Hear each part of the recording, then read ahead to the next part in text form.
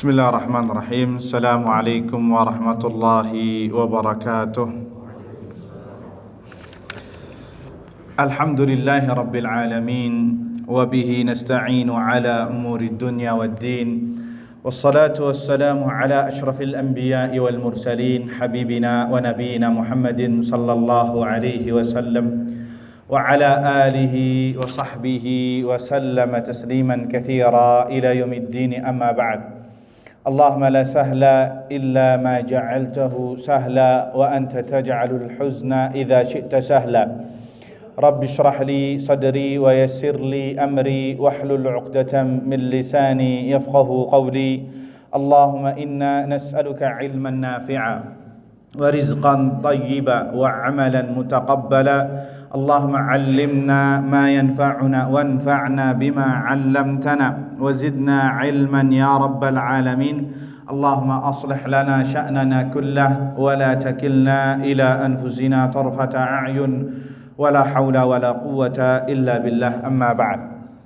Ikhwani wa akhwati fid din, kaum muslimin wal muslimat, as-saimina was-saimat yang dirahmati Allah Subhanahu wa taala. Alhamdulillah, kita panjatkan puji syukur kepada Allah Subhanahu wa taala, Zat yang telah memberikan kepada kita kenikmatan yang begitu banyak, terutama nikmatul iman wa nikmatul Islam, nikmat kesehatan dan kesempatan yang sehingga dengan izin Allah Subhanahu wa taala kita bisa berkumpul kembali dalam rangka bertafaqquh fid din, mempelajari ilmu agama Allah Subhanahu wa taala. Terlebih sekarang kita di bulan Ramadan, termasuk ibadah yang sangat agung menuntut ilmu di bulan Ramadan. Semoga ini semua menjadi pembesar dan pemberat timbangan amal kebaikan kita nanti di hari kiamat. Allahumma amin. Salawat serta salam kita haturkan kepada Nabi kita Muhammad sallallahu alaihi wasallam, kepada keluarganya, kepada para sahabatnya, dan yang setia meniti di atas sunnahnya hingga hari kiamat kelak. Allahumma amin. Ikhwani wa akhwati fid din, azani Allah wa iyyakum. Pembahasan kita kali ini mengenai tentang pembatal-pembatal puasa. Wabil khusus juga kita akan singgung pembatal-pembatal puasa yang kontemporer, yang masa kini hanya sekilas saja, yang ada sangkut pautannya dengan yang kita bahas. Tidak semuanya kita bahas, karena kalau membahas masalah pembatal puasa ini bisa sampai habis tarawih, ya, karena pembahasannya luas dan itu isinya banyak perselisihan ulama. Sehingga yang kita bahas ini adalah pertama poin yang disepakati ijma, ada yang poin yang diperselisihkan oleh ulama.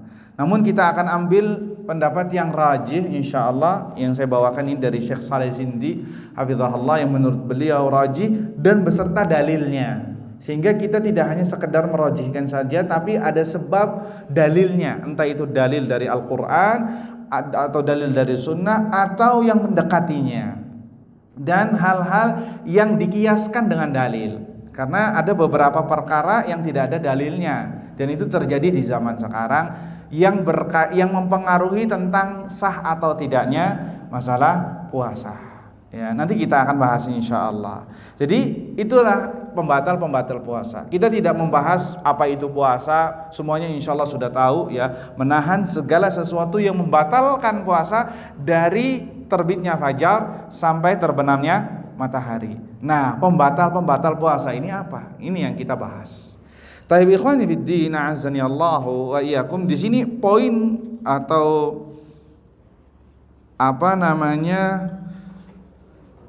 pembatal 6 pokok pembatal puasa ada 6, ya. Pembatal pokoknya ada 6. Pembatal pokoknya ada 6. Dari 6 ini mungkin akan melahirkan anak-anaknya, ya, yang berkaitan dengan poin tadi. Taib.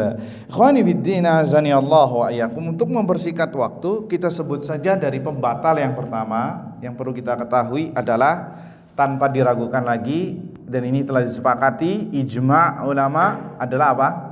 Makan dan minum, ya, makan dan minum secara sengaja. Secara sengaja dan sadar, ya. Ini jelas membatalkan puasa. Ya, membatalkan puasa. Dalilnya dalam surat Al-Baqarah ayat 187. Allah Azza wa Jalla berfirman, "Wa kulu washrabu hatta yatabayyana lakumul khaytul abyadu minal khaytil aswadi minal fajr." Makan dan minumlah sampai terbit fajar shadiq, yakni waktu subuh ya. Artinya apa? Kalau sudah waktu subuh boleh makan, tidak boleh makan dan minum lagi. Ya, tidak boleh makan dan minum lagi. Taib, ada sedikit pembahasan ya. Taib, saat kalau kita lagi sahur azan subuh, kita lagi sahur, atau bagaimana hukumnya makan dan minum ketika azan subuh? Kan di sini perintahnya apa? Makanlah dan minumlah sampai terbitnya fajar. Hatta yatabayyana lakumul khaytul abyad minal khaytil aswadi minal fajr. Kalau kita terjemahkan letternya, sampai terbitnya benang putih di kalangan benang hitam. Artinya apa? Terbitnya fajar. Artinya waktu subuh. Berarti kalau sudah subuh boleh makan dan minum lagi apa tidak? Gak boleh kalau dari ayat ini. Tapi ada permasalahan, gimana ketika kita, apa hukumnya makan dan minum ketika waktu subuh? Bagaimana hukumnya? Hukumnya ya itu perlu diperinci. Ya, ada perinciannya. Kalau antum belum makan dan belum minum, ya belum sahur sama sekali, ya bangun-bangun sudah azan subuh, ya maka boleh nggak makan dan minum? Tidak boleh. Ya, tidak diperbolehkan. Ya, tidak diperbolehkan. Dalilnya ini. Ya. Adapun ketika antum sedang makan dan minum, ya masih menikmati makanan dan hidangan masih berada di atas meja dan antum sedang makan dan sedang minum, maka diperbolehkan makan dan minum walaupun azan berkumandang sampai dihabiskan. Biar enggak mubazir. Ya, biar enggak mubazir. Jadi dalilnya apa? Dalilnya Nabi SAW bersabda, idza sami'a ahadukumun nida wal ina'u fi yadikum fala tada'uhu hatta taqdi hajatahu atau yuqda hajatahu. Apabila kalian mendengar adzan dan sendok garpu masih di tangan kalian, berarti sedang apa? Sedang makan. Maka jangan berhenti makannya. Jangan letakkan sendoknya, artinya berhenti makan karena dengar adzan. Ya, akan tetapi lanjutkan sampai selesai hajatnya. Allahu Akbar. Ini keringanan luar biasa ya. Luar biasa. Ini termasuk dari rahmat Islam, rahmat Allah Azza wa Jalla kepada orang yang berpuasa. Ini dihabiskan ya, ada di hidangan. Bukan berarti ketika masih waktunya ada ada sisa banyak atau masih dibolehkan, buka Magicom lagi, ngambil nasi lagi ya.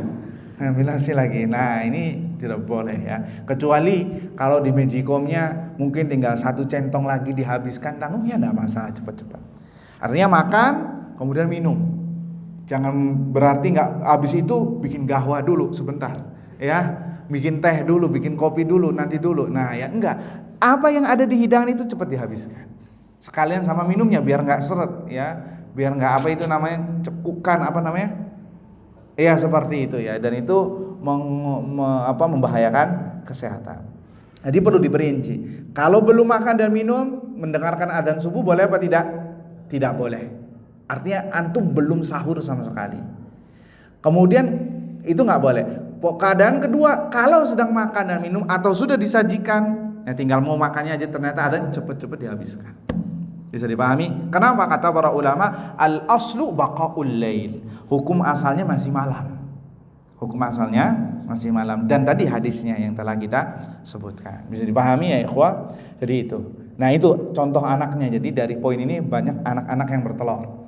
Kemudian tadi telah kita sebutkan pembatal puasa adalah makan dan minum secara sengaja dan secara sadar. Taib, kalau makan dan minumnya lupa, batal nggak puasanya? Tidak batal.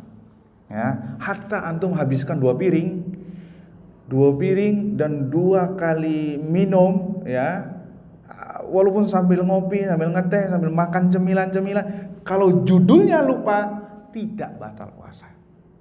Kalau judulnya apa? Lupa, ya, antum benar-benar lupa, bukan pura-pura lupa, tapi lupa benar. Artinya antum ini nggak sadar antum ini sedang puasa, maka puasanya sahih, puasanya itu benar. Ya, apa dalilnya? Nabi sallallahu alaihi wasallam bersabda, "Man akala aw syariba nasiyan falyutimma saumahu, fa inna ma at'amahu Allahu wa saqah."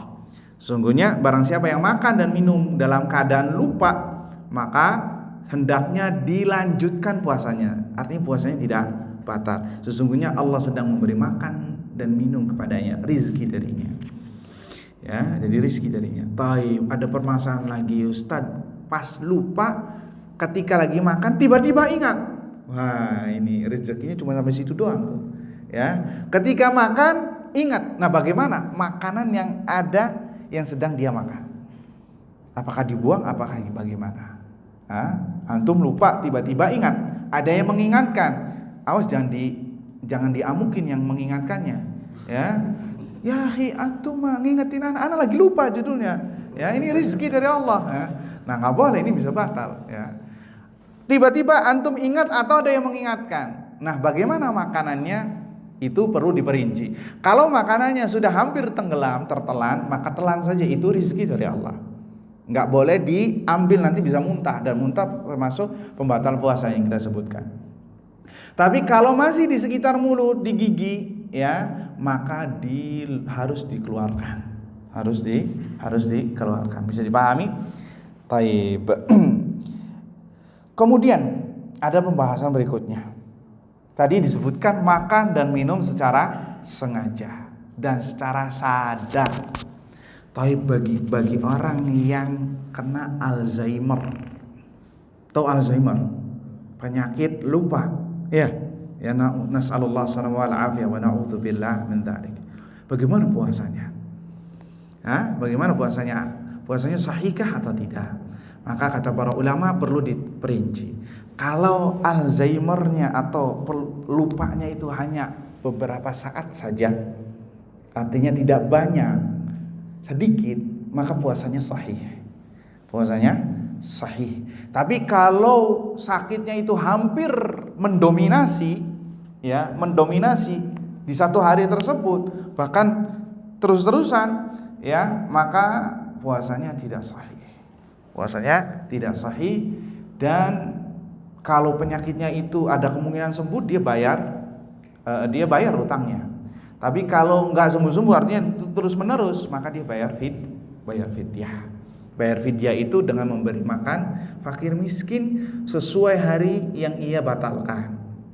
Ya, kalau dia batalnya 1 hari, ya beri 1 miskin. Kalau dia 1 bulan, ya seperti orang sakit atau orang habis melahirkan atau menyusui, ya, kita akan bahas, mudah-mudahan waktunya cukup, maka dia memberi makan 30 fakir miskin, ya, entah itu dia berikan prasmanan atau berikan nasi kotak, ya, atau bawa ke rumah makan, ya, atau diundang di rumah, judulnya 30 fakir miskin sesuai dengan jumlah hari yang ia batal.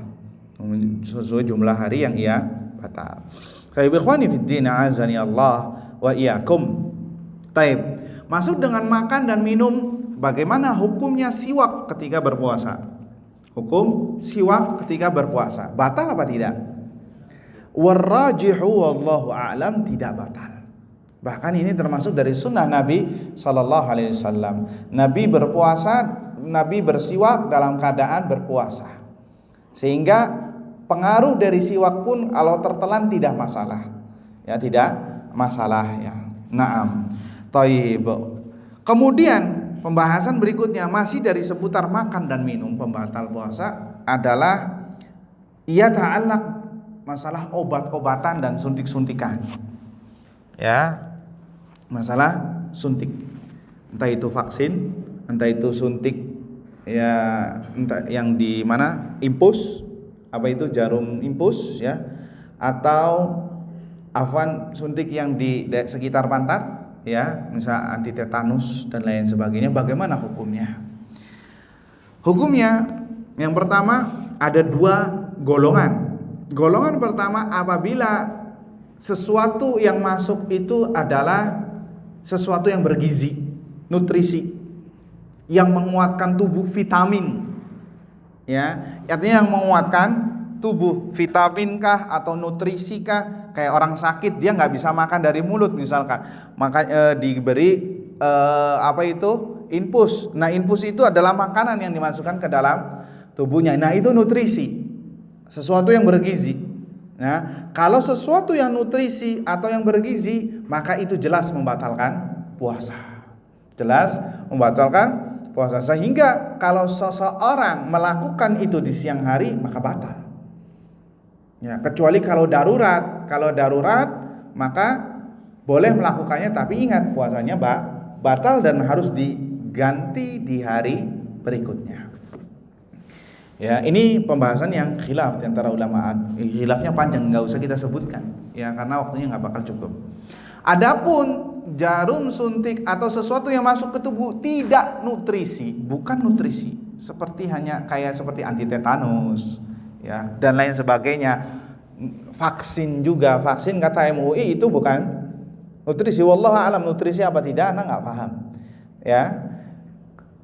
Jika demikian maka tidak membatalkan puasa. Tab'an ini adalah khilaf di antara ulama, ya. Yang rajih wallahu a'lam menurut Syekh bahwasannya yang tidak nutrisi, bukan bagian makanan, hanya sekedar obat, maka tidak membatalkan puasa.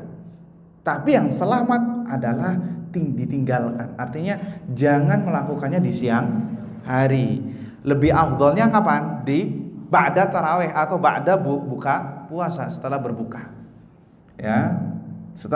Supaya apa? Menghindari was-was, menghindari keraguan. Nabi SAW bersabda, "Da' ma yaribuka ila ma la yaribuk." Tinggalkan sesuatu yang meragukanmu terhadap sesuatu yang tidak meragukanmu. Dan juga kayak seperti vaksin ini, ya, kemarin yang tadinya ba'da asar ditunda ba'da maghrib aja, karena mereka juga ragu, takut membatalkan puasa. Dan juga orang yang divaksin dalam keadaan perutnya kosong ini ada resiko takut sesuatu yang tidak diinginkan, sehingga kata panitianya diundur saja ba'dal maghrib. Ya, bisa dipahami.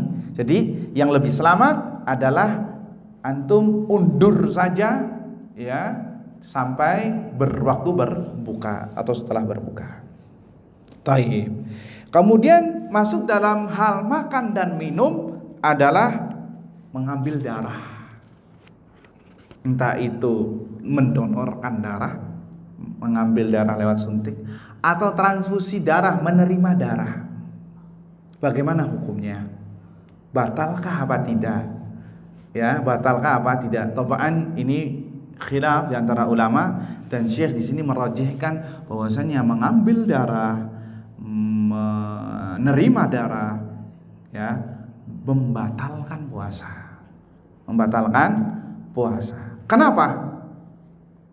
Kenapa membatalkan puasa kata Syekh? Disebutkan karena darah itu adalah hasil terakhir makanan, hasil nutrisi makanan. Ya, makanan itu kalau tidak jadi nutrisi dibuang, iya apa tidak? Nah, ketika yang diserap sama tubuh itu nutrisi, nanti lama-kelamaan akan menjadi darah. Nah, tatkala darah itu diambil, maka seakan-akan dia sedang mengambil makanan yang dulu ia makan, sehingga dihukumi sebagai orang yang sedang makan atau mengambil hasil makanannya, sehingga ini bisa membatalkan puasa, ya, ya. Jadi kalau antum ingin donor darah, ya, maka apa? Lakukanlah setelah tarawih atau setelah berbuka, itu lebih selamat, ya. Taib. Ikhwani fid din, a'azzani Allah wa iyyakum. Kemudian masuk dari makan dan minum adalah pembahasan masalah obat tetes. Obat tetes ini ada 3 lubang. Pertama hidung, kemudian mata, kemudian telinga. Ya, mana yang membatalkan dan mana yang tidak membatalkan. Ini penting nih. Ya. Taib, yang membatalkan puasa itu hanyalah hidung saja. Yang membatalkan puasa hanyalah hidung saja. Kenapa hidung saja? Karena kata para ulama disebutkan hidung itu satu jalur dengan rongga makanan. Satu jalur dengan rongga makanan. Makanya antum pernah nggak ketika berwudu nyerotnya terlalu berlebihan akhirnya sampai masuk, ya? Sehingga dikhawatirkan tatkala antum meneteskan sesuatu ke hidung maka akan sampai ke lambung, maka akan batal. Sehingga dengan ini kata para ulama, meneteskan sesuatu ke hidung itu membatalkan puasa. Ya, makanya Nabi SAW bersabda, "Wabaligh fil istinsyaqi illa an takuna sha'ima." Maka berlebih-lebihanlah kalian ketika istinsyaq. Atau istinsyaq masukin air ke hidung ketika berwudu, kecuali dalam keadaan berpuasa. Keadaan berpuasa tidak dianjurkan untuk berlebih-lebihan. Bahkan sebagian ulama tidak membolehkan beristinsyak ketika antum berpuasa dan berkumur-kumur. Dikhawatirkan ada yang masuk nantinya. Walaupun yang rajih wallahu a'lam boleh beristinsyak tapi jangan berlebihan, sedikit saja. Kemudian berkumur-kumur juga. Kemudian gosok gigi juga itu hukumnya makruh ketika puasa, ya, karena akan menghilangkan bau mulut orang yang berpuasa. Apalagi pakai odol, ya itu makruh sekali sama para ulama. Ya, boleh sikat gigi tapi jangan pakai odol. Tapi nggak sampai haram, nggak sampai membatalkan. Tapi apa? Makruh. Kenapa? Pertama, menghilangkan bau mulut. Yang kedua, ditakutkan dari odol tersebut, pasta gigi tersebut akan tertelan. Sehingga kalau tertelan batal apa tidak? Batal, karena ada rasanya itu. Ya, maka meninggalkannya jauh lebih afdal. Sehingga kita ulangi lagi, obat tetes untuk ke hidung itu membatalkan puasa. Sedangkan obat tetes untuk mata dan telinga tidak membatalkan puasa. Kenapa? Karena telinga dan mata itu tidak ada jalur khusus yang masuk ke rongga makanan, wabil khusus ke lambung, sehingga tidak mengapa. Kalaupun ada, itu hanyalah sebagian kecil saja, berapa persennya, dan tidak memadaratkan. Bisa dipahami? Akan tetapi kalau ingin melakukan tersebut, ya tetap saja kita katakan yang paling selamat antum tunda saja sampai berbuka. Karena ini pembahasan yang kita bahas ini memang sesuatu yang diperselisihkan oleh ulama. Ada yang mengatakan batal, ada yang mengatakan tidak. Taib, ikhwani fiddin, a'azzani Allah wa iyyakum. Pembahasan yang kedua, pembatal yang kedua. Nah, ini maaf nih ya, agak sedikit privasi, sedikit sensitif dan sedikit sedikit vulgar. Tapi harus diceritakan dan dibahas karena ini masalah ilmu. Apa? Pembatal kedua adalah al-jima'. Ya, al-jima', bersenggama. Ya, bersenggama di siang hari di bulan suci Ramadan. Ya, sawaun akana fi qubul au fi dubur. Entah itu jimaknya di depan qubul atau fi dubur. Ya, itu haram. Di dubur, di luar bulan Ramadan haram, di dalam bulan Ramadan keharamannya lebih tegas. Entah itu dari pasangan yang halal, haram, apalagi di luar pasangan tidak halal, lebih haram lagi, lebih hina lagi, lebih besar lagi dosanya di sisi Allah Subhanahu wa taala. Sehingga kita harus dudukkan dulu permasalahannya. Yang namanya al-jima' adalah entah itu lewat kubul atau dubur, itu bahasa syariatnya jima'. Ya, bahasa syariatnya jima'. Artinya kemaluan laki-laki masuk ke kemaluan perempuan, itu namanya jima'. Selain dari itu bukan namanya jima', karena hukumnya nanti berbeda. Ya, nanti kita akan bahas masalah jima'. Ada namanya mubasyarah. Mubasyarah itu orang melakukan seperti jima' tapi bukan di dua lubang tadi. Ya. Kemudian ada permasalahan berikutnya dan hukumnya pun berbeda di siang hari di bulan Ramadan. Ya. Baik, ikhwani fiddin, a'azzani Allah wa iyyakum. Kata Syekh Hafizahullah taala mengatakan, Jima dari segala bentuknya, entah itu di kubul atau di dubur, adalah mufattir, jelas membatalkan puasa. Bahkan yang paling besar yang merusak puasa setelah makan dan minum. Wa a'dhamuha itsma, dan dosanya paling besar. Ya, falidzalika fa innal wajib, oleh karenanya maka yang wajib adalah a'dhamu minal wajibi fi ghairihi. Maka harus diperhatikan orang-orang yang sedang berpuasa. Wabil khusus ini pengantin baru, ya, hati-hati nih. Yang menikahnya di bulan Sya'ban, bulan Rajab, waduh, Ramadan itu ujian terbesar baginya. Ya, ujian terbesar. Harus apa? Harus itikaf terus setiap siangnya di masjid. Jangan ketemu pasangannya, hati-hati, ya. Karena ya tahun kemarin ada yang telepon, ya, dia ketakutan. Ya Ustaz, ya, ana telah begini-begini. Ana bilang, begini-begininya bagaimana? Lah, ya masa Ustaz harus diceritakan, kepo dong. Lah harus tahu seperti apa. Kenapa? Karena ini berkaitan dengan hukum. Harus diceritakan kronologinya bagaimana. Karena ini berkaitan nanti ada namanya kafarah. Ada yang orang bayar kafarah, ada yang tidak. Maka harus jelas, jangan ditutup-tutupi. Nanti kita akan sebutkan biar antum tahu maksudnya ana ini kenapa harus dijelaskan. Karena ada tafsil perinciannya. Taib. Orang yang diharamkan jima adalah di siang hari bulan Ramadan adalah orang yang diwajibkan berpuasa. Orang yang diwajibkan berpuasa. Artinya orang yang tidak wajib puasa, artinya diperbolehkan untuk berbuka, boleh nggak jima di siang hari bulan Ramadan? Boleh apa tidak? Ada orang nih nggak puasa karena udzur, boleh nggak dia jima? Naam, jawabannya boleh. Jawabannya boleh. Sebagai contoh, wajibnya orang berpuasa itu pertama mukim. Mukim artinya tidak safar, dia tinggal. Kalau musafir boleh nggak dia jima? Boleh. Karena orang musafir boleh untuk membatalkan puasa. Dan membatalkan puasa ada 3 cara. Dengan makan, dengan minum, atau dengan jima. Bisa dipahami? Ya. Kemudian orang yang diwajibkan puasa adalah baligh. Baligh. Artinya kalau anak kecil berbuat jima, ya, maka tidak ada apa-apa baginya.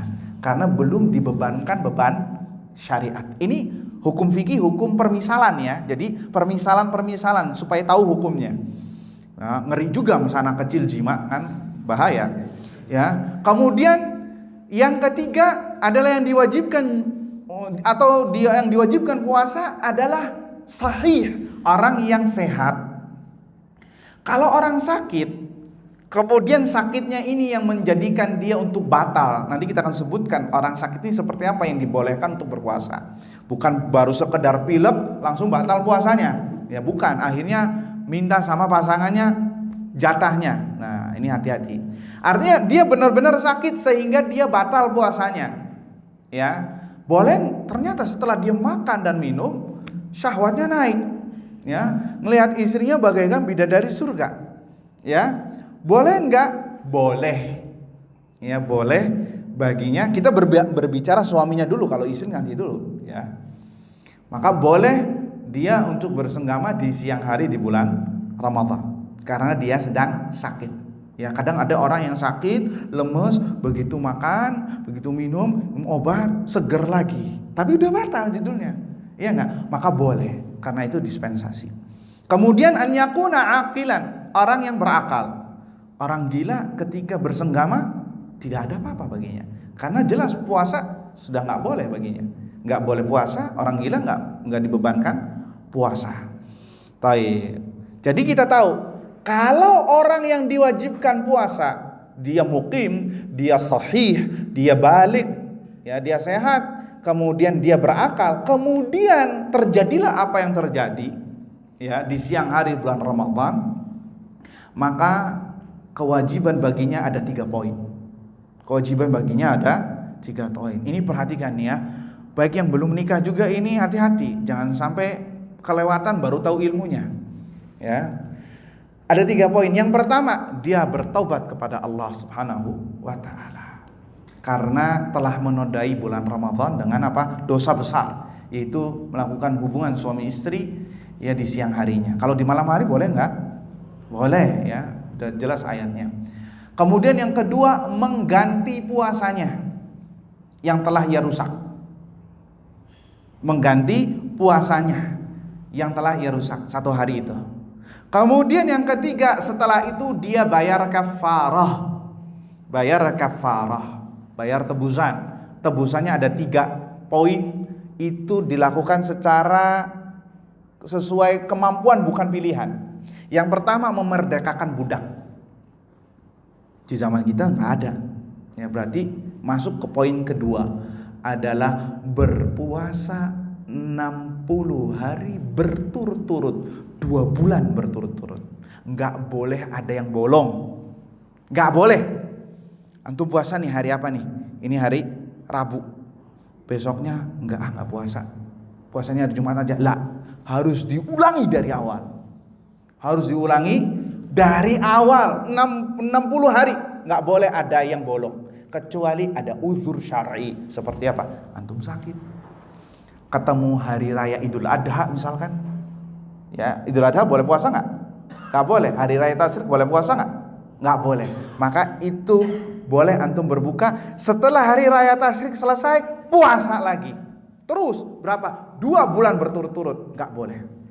Saat safar gimana? Nah, safarnya perlu diperinci. Kalau safarnya dalam rangka tipu daya supaya bisa berbuka, anak mau ke Bandung nih, supaya bisa buka, maka itu bukan uzur.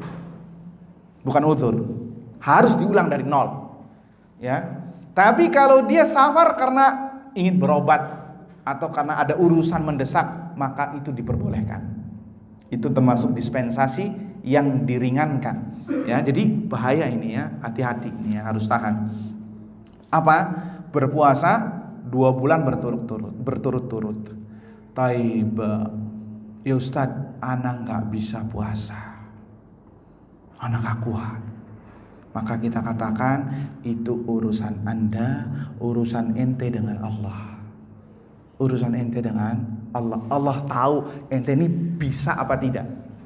Ya, Allah ini tahu ente ini sebenarnya bisa apa tidak. Itu urusan ente dengan Allah. Tapi kalau selagi ente mengatakan tidak bisa, masuk ke poin ketiga, yaitu memberi makan fakir miskin sebanyak 60 orang. 60 orang.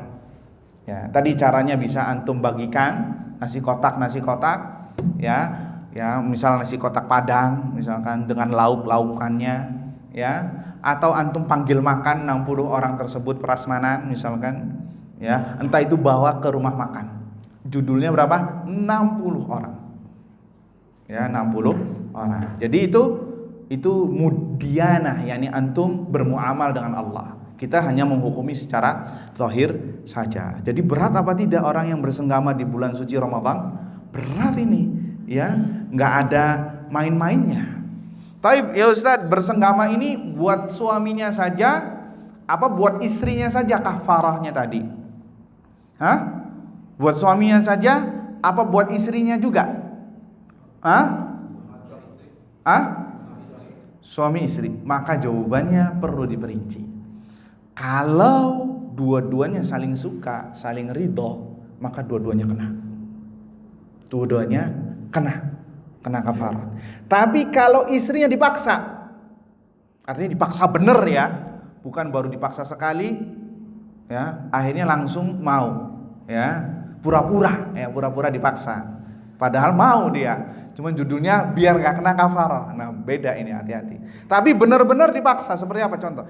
Kalau ente gak nuruti kemauan anak ceraikan ente, anak ceraikan anti. Dia takut, ya, kalimat cerai, kalimat talak itu kalimat yang paling angker bagi wanita, ya. Akhirnya mau gak mau. Maka yang seperti ini, yang kena kafarahnya hanya suaminya saja. Adapun istri, wallahu ta'ala a'lam, dia mungkin hanya mengganti puasanya saja. Mengganti puasanya karena puasanya telah batal dengan bersenggama. Baik, bisa dipahami ya ikhwah? Bisa dipahami ya. Insyaallah yang belum menikah juga insyaallah bisa paham. Taib, ikhwani fiddin, a'azzani Allah wa iyyakum. Masuk dalam pembahasan jima adalah al-mubasyarah. Al-mubasyarah. Tadi kita sebutkan kalau jima itu, maaf nih ya, zakar laki-laki masuk ke kemaluan perempuan atau lewat belakang dubur. Itu namanya jima, sehingga berkaitan dengan kafarah. Pokoknya kafarah itu berkaitan dengan jima saja. Tapi selain dari jima, artinya mubasyarah dalam bahasa Arab. Bahasa Indonesianya apa? Lah, bukan cumbu, nama kublah. Ada lagi. Yani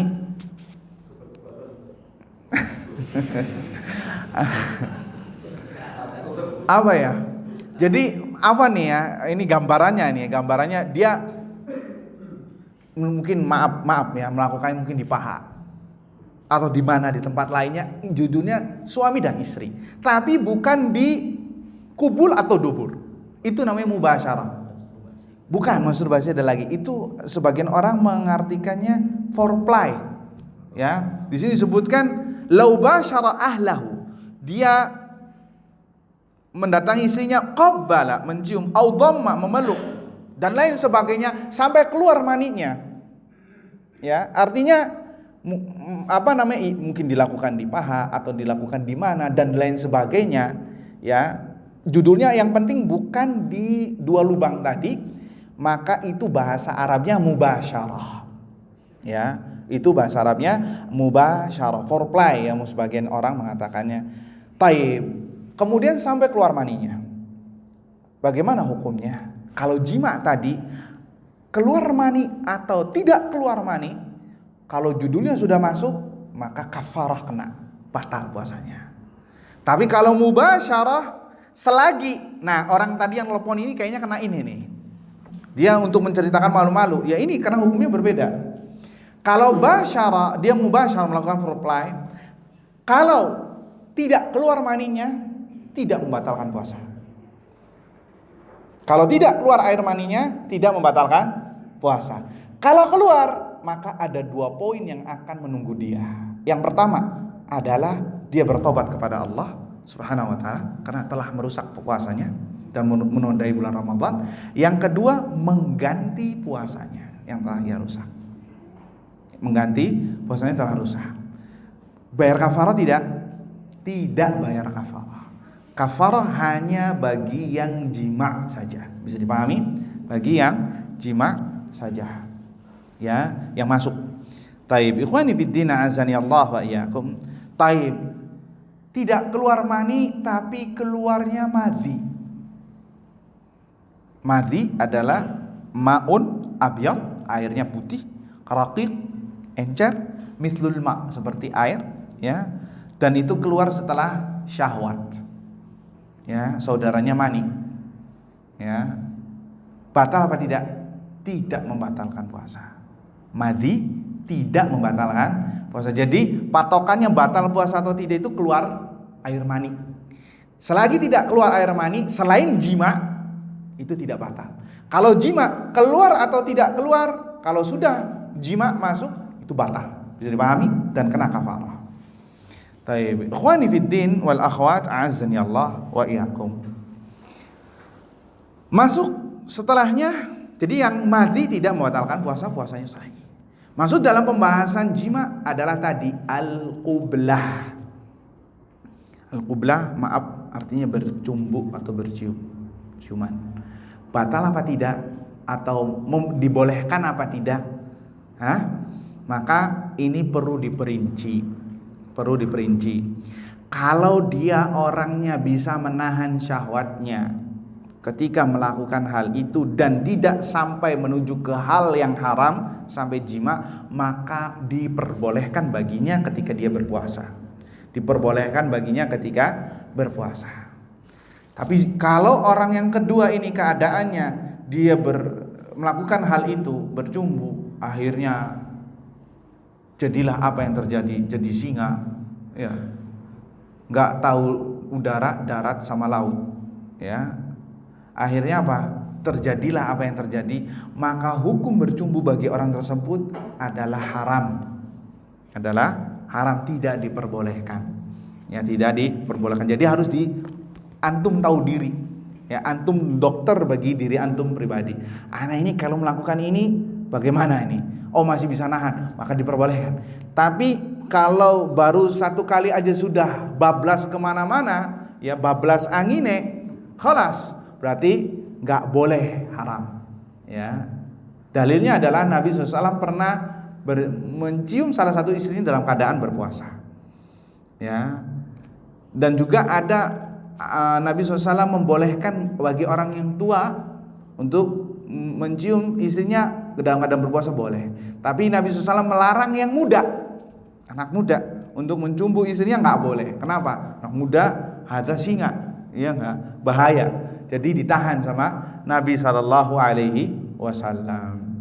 Bisa dipahami ya, ini pembahasannya luar biasa ini. Mungkin nggak ada di kajian-kajian lain. Masya Allah. Tapi yang ketiga, tapi ini ilmu ya, ini ilmu. Yang ketiga adalah, ini hati-hati yang belum nikah ya, adalah yang mengeluarkan mani bukan karena jima atau bukan karena mubasyarah foreplay tadi, tapi istimna pakai hamzah. Apa? Onani atau masturbasi. Ya, bagaimana hukumnya? Hukumnya adalah haram, entah itu di luar bulan Ramadan atau di bulan Ramadan. Di bulan Ramadan lebih asyad, lebih keras haramnya. Dan puasanya batal. Puasanya batal, harus diulang. Sehingga ada 2 poin baginya. Pertama, bertaubat kepada Allah Subhanahu wa taala. Kemudian yang kedua adalah apa? Mengganti puasanya. Mengganti puasanya. Taib. Ada permasalahan berikutnya, poin ketiga ini, Ustaz, kalau yang keluar maninya nggak sengaja, seperti apa? Mimpi basah. Antum ya baru keluar dari jalan, sholat duhur dulu di Masjid Al-Hikmah. Akhirnya habis sholat tidur 5 menit. Tidur 5 menit itu dapat angin segar. Bagi yang belum nikah ya, angin segar luar biasa. Keluarlah air maninya, padahal dia di masjid, ya Masya Allah.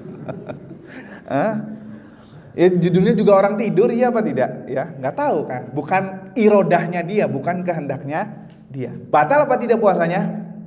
Batal apa tidak? Tidak batal, karena bukan kemauan dirinya. Artinya mani itu kalau batal yang dikeluarkan sesuai kehendak dia, itu batal. Kalau tidak, ya maka tidak batal. Dalilnya la yukallifullahu nafsan illa wus'aha wa fattaqullaha mastata'tum, bertakwalah pada Allah semampu kalian. Dan Nabi SAW juga kemudian pembahasan berikutnya masuk dalam hal ini, apa tadi itu lupa. Oh iya, orang yang sedang puasa ngelamun, mikirnya enggak ya, mikir enggak sampai keluar air maninya, batal nggak puasanya? Batal apa tidak? Tidak batal, karena dia tidak ngelakuin apa-apa. Tidak ngelakuin apa-apa. Mungkin pikirannya susah untuk dibuang, pikiran kotornya. Tapi ya namanya orang beda-beda, apalagi yang belum nikah. Aduh, baru keluar tadi ada ini, ada itu. Akhirnya kepikiran, terus naik motor melongo terus. Sholat pun sama, mikirin dia. Ada yang kayak gitu ya. Habis assalamualaikum warahmatullah, nggak zikir, mikirin yang tadi. Akhirnya keluarlah, ya terjadi, dan itu ada, ya fakta, survei membuktikan, ya. Maka yang seperti ini kata para ulama, walaupun ini khilaf, ya tidak membatalkan puasa. Kalau tidak salah disebut oleh Syekh Utsaimin. Kenapa? Karena dia tidak ngelakuin apa-apa, tidak onani, tidak jima, dan tidak mubasyarah tadi, ya. Itu hanya pikiran kotornya saja. Ya. Taib. Masuk dalam hal ini juga adalah orang yang bersenggama di malam hari bulan Ramadan. Kemudian waktu subuh datang, dia dalam keadaan junub, belum mandi besar atau mandi wajib. Puasanya sah apa tidak? Puasanya sah, karena Nabi SAW pernah melakukan demikian. Masuk subuh, ya, dalam keadaan junub, min ahlihi. Junubnya bukan karena mimpi basah, tapi karena mendatangi istrinya. Karena Nabi tidak ada mimpi basah, karena mimpi basah itu dari syaitan, ya, dari syaitan. Jadi syaitan dibelenggu di bulan Ramadan. Kalau masih mendatangi orang untuk mimpi basah, wah ini bahaya nih orang ini, ya. Kenapa? Syaitan fotokopian nih, hati-hati, ya. Taib, ikhwani fid din, azani Allah wa iyyakum. Berapa menit lagi untuk masuk maghrib? Kalau di jam ana 5 menit lagi nih, ya. Pembatal berikutnya adalah as-su'ud. As-su'ud adalah di sini disebutkan seperti orang yang dimasukkan selang ke hidungnya sampai ke rongga lambung, ya.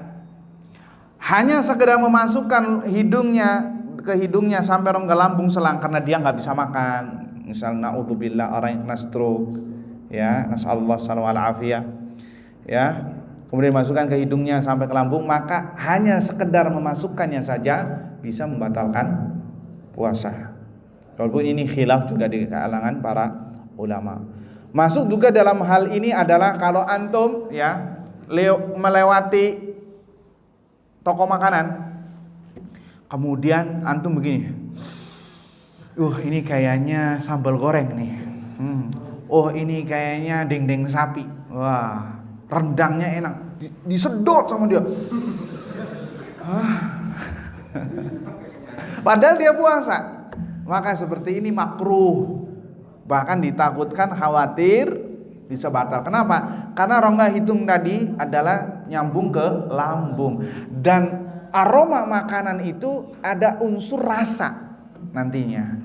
Dikhawatirkan antum makan, maka tidak dibolehkan. Kalau hanya sekedar, kalau antum lewat ke toko makanan kemudian tahan napas kan nggak mungkin. Masa diem aja nggak mungkin kan, ya. Kalau sekedarnya saja nggak masalah. Tapi kalau dulu diserot sampai habis, ya, maka ini tidak diperbolehkan. Masuk dalam hal ini juga adalah orang yang punya penyakit asma. Yang itu tuh, apa tuh? Kayak apa? Apa namanya bahasa Indonesia? Iya, itu tuh namanya. Yang supaya dia nggak kena asma, ya, atau penyakit, ya itu sudah anak nggak bisa ngomongnya. Maka ini khilaf di antara ulama, warrajih wallahu alam tidak membatalkan puasa. Ya, tidak membatalkan puasa. Masuk di dalamnya juga tabung oksigen, ya, tidak membatalkan puasa, ya, tidak membatalkan puasa. Artinya itu hanya sekedar yang larinya ke paru-paru, bukan larinya ke lambung, ya. Wallahu taala a'lam. Kemudian pembatal berikutnya adalah muntah. Muntah ini dibagi menjadi dua. Kalau muntahnya secara sengaja batal. Dan muntah secara sengaja dengan dua cara. Pertama, memasukkan tangannya ke rongga mulut sehingga muntah, ini batal. Atau karena dia melihat sesuatu yang menjijikan dan dia tahu kalau saya melihat sesuatu yang menjijikan tersebut maka bisa muntah, maka ini dihukumi dia melakukan secara sengaja dan batal puasanya. Adapun kalau tidak sengaja seperti mabok safar, artinya mabok, bukan mabok alkohol, ya, bukan mabok khamr, tapi mabok karena dia safar, maka ini tidak membatalkan puasa. Kemudian pembatal berikutnya adalah hijamah berbekam. Ini juga diperselisihkan oleh para ulama, perselisihan sangat sengit, artinya sangat besar, ya, karena dalil-dalilnya kuat. Tapi disebutkan oleh Saleh Sindi ini membatalkan puasa. Karena ada dalil dari Nabi SAW, aftaral hajim wal mahjum, telah batal orang yang membekam dan yang dibekam. Yang membekamnya batal, yang dibekamnya batal. Ya, jadi kalau antum ingin bekam, ya ba'da tarawih, lebih selamat. Tapi kalau dokter mengatakan ana nggak mendapatkan obat yang pas buat antum kecuali dengan berbekam, maka silakan berbekam, tapi ingat puasanya batal dan harus diganti. Tapi kalau bukan karena darurat kemudian berbekam, bisa berdosa dan batal puasanya. Bisa dipahami? Masuk di dalamnya juga fasdu, yang jarum suntik, jarum dari pembuluh darah, ya, itu juga membatalkan puasa ya, seperti transfusi darah tadi ya. Kemudian pembatal berikutnya adalah haid wan nifas. Bagi para wanita itu juga membatalkan puasa. Wallahu taala a'lam. Waktunya sudah habis ya. Taib, ada satu pertanyaan, tafadhal. Ada apa tidak? Tidak ada? Tidak ada ya, insyaallah. Taib, karena waktunya sudah masuk maghrib ya. Mudah-mudahan apa yang disampaikan. Nah, vaksin tadi sudah dibahas. Vaksin ini bagian apakah dia nutrisi apa tidak? Ya, nutrisi atau tidak? Artinya tadi kita bahas kalau yang dimasukkan itu adalah sesuatu yang nutrisi atau yang bergizi yang bisa menjadikan tubuh itu fit, kuat. Nah, vaksin Covid. Kita bahas dulu. Kalau itu bagian dari artinya apa? Nutrisi, maka itu membatalkan. Jika tidak nutrisi, maka tidak membatalkan. Dan MUI mengatakan vaksin itu bukan bagian dari nutrisi, hanya sebagai obat saja, maka tidak membatalkan. Tapi yang afdol dan yang lebih selamat, maka lakukan vaksin setelah berbuka. Itu lebih afdol, lebih selamat. Walaupun ini khilaf di antara ulama, ada yang mengatakan tetap batal. Segala sesuatu yang masuk ke dalam darah, sebagian ulama ada yang mengatakan batal. Ya, pokoknya yang masuk ke dalam darah, karena darah adalah makanan, maka itu membatalkan puasa. Makanya pendapat yang paling selamat adalah lakukan setelah berbuka, itu yang lebih afdol, dan itu mengurangi resiko orang yang divaksin dalam keadaan perutnya kosong, nggak bagus. Ya, wallahu a'lam bishawab. Insyaallah. Ya. Habis maghrib, ya itu. Ya di atas sempat diadakan ba'da asar, akhirnya kata panitianya ba'da maghrib saja. Ditakutkan banyak yang pingsan karena perutnya kosong, akhirnya diundur ba'da maghrib. Wallahu a'lam bishawab. Apa? Antum bilang, anak nggak mau, ya. Dan itu ada haknya buat para orang yang yang tidak mau, itu sudah dilindungi oleh undang-undang, ya. Dilindungi oleh undang-undang. Wallahu a'lam bishawab. Kita tutup dengan doa kafaratul majlis, semoga bisa bermanfaat. Subhanakallahumma wa bihamdika asyhadu an la ilaha illa anta astaghfiruka wa atubu ilaik. Assalamualaikum warahmatullahi wabarakatuh.